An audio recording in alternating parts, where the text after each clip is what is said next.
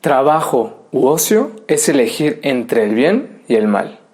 ¿Será que algo perverso se esconde detrás de este dilema? Piénsalo un momento. ¿Tú qué prefieres realmente?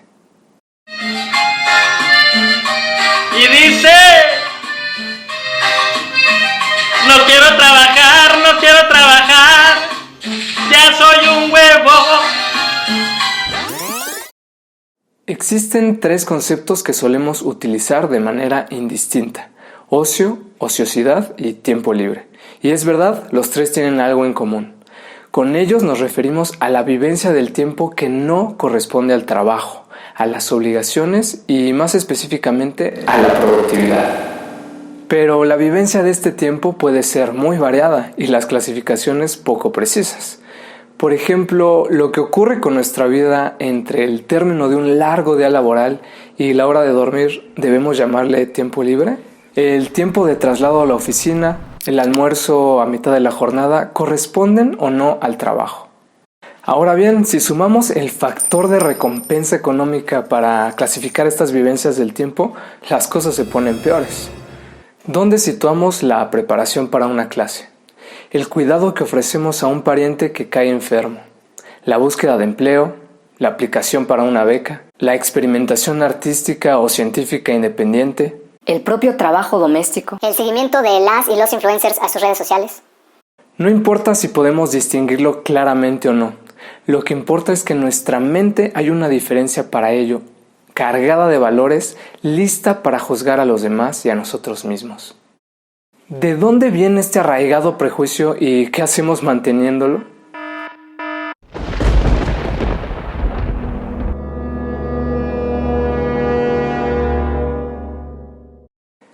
El concepto de ocio parece haber gozado de mayor prestigio en ciertas épocas y sociedades antiguas, pues se le relacionaba con el proceso civilizatorio y con el desarrollo cultural de los pueblos. Pero paulatinamente se fue convirtiendo en un arma de los sistemas religiosos, de las clases gobernantes y de las élites, para sancionar a las clases populares, haciéndoles creer que debían preferir siempre y sin dudarlo trabajar más tiempo y más arduamente como único camino para el honor y la gloria. Y por el contrario, que el tiempo libre solo les envilecería. Ya en 1932, Russell, en su conocido ensayo, nos cuenta que esta conclusión se debe a dos causas. Una es la necesidad de tener contentos a los pobres, que ha impulsado a los ricos durante miles de años a reivindicar la dignidad del trabajo, aunque teniendo buen cuidado de mantenerse indignos a este respecto. La otra es el nuevo placer del mecanismo, que nos hace deleitarnos en los cambios asombrosamente inteligentes que podemos producir en la superficie de la Tierra, es decir, el culto a la eficiencia. Así es como hoy mismo tu superior o superiora te puede animar a trabajar más con la sola recompensa de portar bien la camiseta y ser digno de tu puesto. O te tachará de ocioso u ociosa si tu eficiencia está siendo menor o aparenta ser insuficiente. Estos estereotipos los encontramos también a gran escala en el pensamiento europeo y norteamericano respecto a Latinoamérica y los países periféricos, donde se presume o supone que allá son más trabajadores que acá. Vale la pena preguntarnos por qué sería extraño que sociedades más favorecidas por sus condiciones naturales desarrollen ritmos, estilos de trabajo y preocupaciones distintas a las enmarcadas en contextos menos propicios.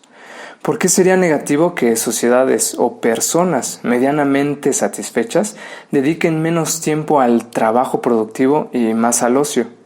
¿No tendría que ser esto deseable incluso para la mayoría? ¿Deberá castigarse la satisfacción con el descrédito y la insatisfacción premiarse con más trabajo? El mismo pensamiento ocurre al interior de nuestros países y nuevamente en su relación norte-sur. En México, por ejemplo, he sido testigo durante toda mi vida de un montón de comentarios desde los estados del norte más industrializados con respecto a los del sur, como que su gente es lenta, zángana, huevona y pobre porque quiere. En esta sociedad, ¿quién tiene derecho al ocio y quién no? ¿A quién se le permite ostentarlo y a quién se le aconseja ocultarlo? Es deleitable y aceptable el ocio que se da desde el privilegio y por el contrario resulta repulsivo y absurdo cuando se practica desde la precariedad. Bueno, pero vayamos a panoramas más alegres.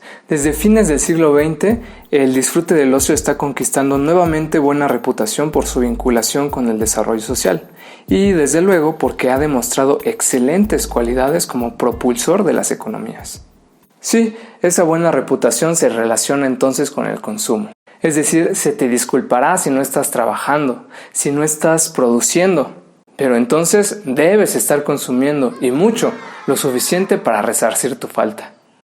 Por ello es importante aclarar los conceptos con los que iniciamos. Hablar de ociosidad es una manera de desacreditar el uso del tiempo no laboral malgastándose en actividades improductivas o inútiles. Ahora bien, ¿ocio y tiempo libre serán lo mismo? Veamos qué dice Cuenca Cabeza al respecto. Al ocio se le vincula mayormente con la experiencia personal y subjetiva, en el que se persiguen ciertos objetivos y por tanto su medición tiende a ser más cualitativa que cuantitativa. Así, la vivencia plena del ocio se produce cuando, como decía Dewey, se lleva a cabo como experiencia completa y con sentido, es decir, cuando existe un proceso con inicio, desarrollo y final. En resumen, el hecho de tener tiempo libre no implica vivir el ocio. El disfrute del ocio requiere de una actitud activa, programada y razonada, que nos permita llevar a cabo experiencias elegidas y deseadas. Por consiguiente, el ocio es tiempo nutrido de libertad, voluntad y propósito. Me gustaría finalizar con un par de observaciones al respecto. En las ciudades nos encontramos con infraestructuras que se sugieren como adecuadas para el ocio de su población.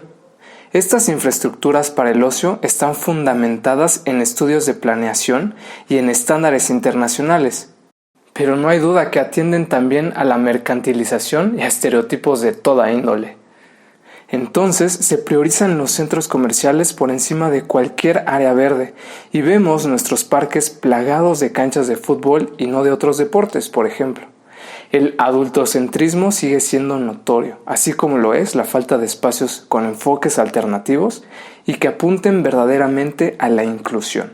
Por si fuera poco, a estas interrogantes se suman otras debido al periodo de cuarentena que atravesamos, ya que ahora mismo resultan irrelevantes los espacios públicos para el ocio a la par que el tiempo libre se ha exponenciado para mucha gente.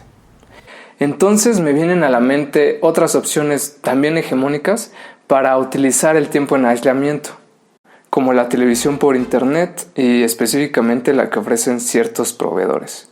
¿No será fundamental, antes que hablar sobre la infraestructura y los medios, reflexionar sobre la actitud y la educación que tenemos para el disfrute del ocio? ¿Cómo nos hemos formado para ello? ¿Qué tan bien preparadas y preparados estamos? Con el ocio podemos contraatacar lo que nos oprime en el trabajo y liberarnos, lo que nos define en sociedad sin nuestro consentimiento y redefinirnos, lo que nos dicen que no podemos aspirar a dedicarnos y hacerlo.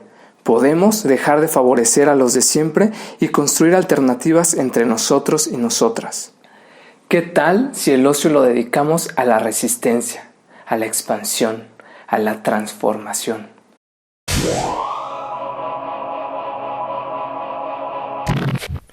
Por eso considero que siempre que la vida nos dé la oportunidad, hay que dedicarnos al ocio con toda seguridad.